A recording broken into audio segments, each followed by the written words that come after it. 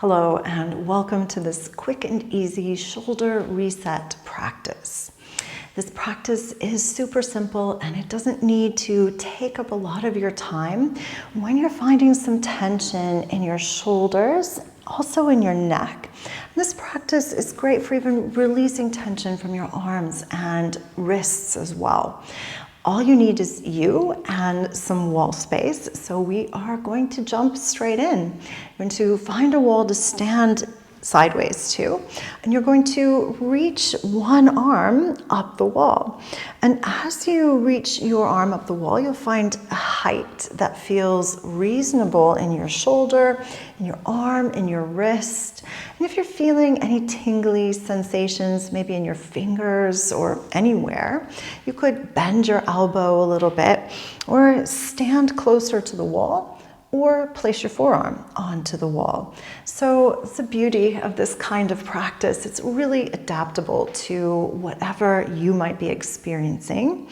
Once you find the right amount of reach here, you're going to gently press your palm into the wall.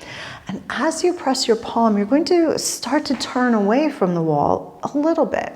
So this is one of these any amount kind of practices. I want to invite the ribs to turn away and just being mindful that your ribs and hips aren't pushing forward over your toes. So you're going to invite your ribs and your hips to move back a little bit more over your heels.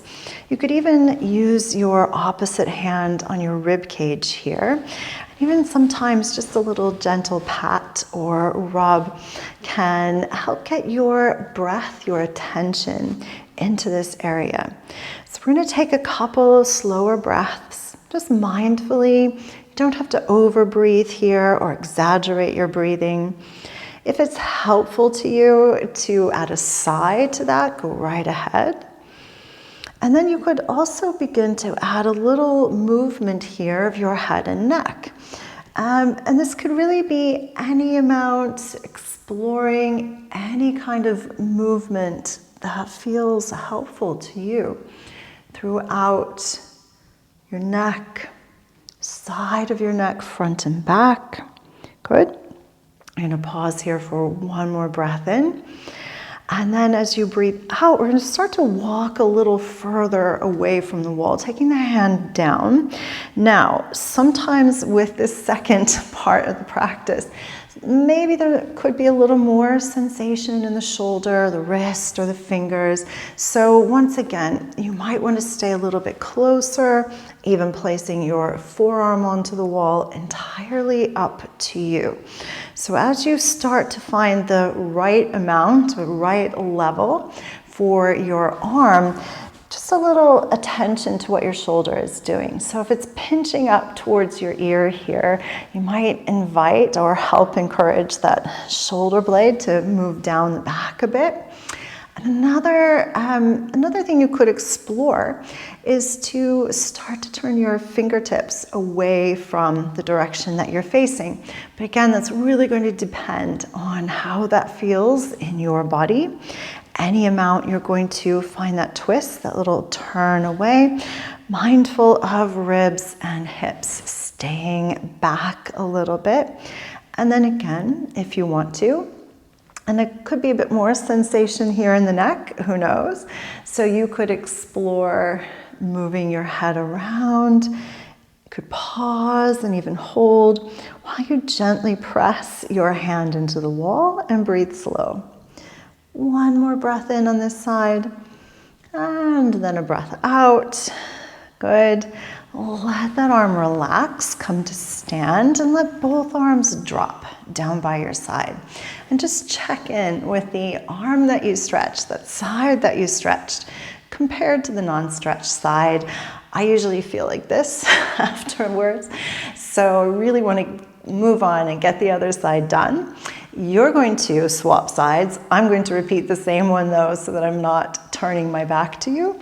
So when you're ready, Other arm onto the wall, all of those same variables. Bend your elbow, really adapt the practice because it can be very different from one side to the other, and that's really normal. We're not even on both sides. So you are going to find where it feels reasonable for you to be within this practice. Adding some movement of the head and neck, breathing mindfully, and then just aware of where your ribs and your hips want to go. Okay? So we don't want this to be a back bend. We really want to get this stretch into the arm and the shoulder. One more breath here. And then as you exhale, walking further away from the wall, further being relative.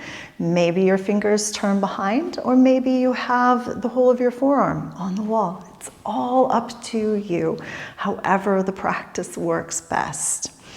Maybe you're a little further twisted away or less on this side. Again, that can be really different.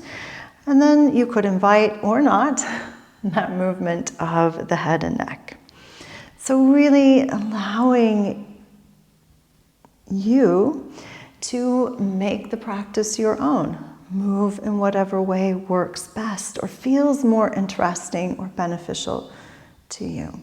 One more breath on the second side. And then as you breathe out, go ahead and release. And then check in and notice, I'm feeling super uneven. Hopefully you're feeling really even or more even. Maybe wiggle out your shoulders, give them a little shake, maybe even down into your fingers, your hands, your forearms. And then we'll take one more breath here, inhaling, and a big sigh, exhaling. So I hope that was helpful for you. You don't need any specific time or place to do the practice.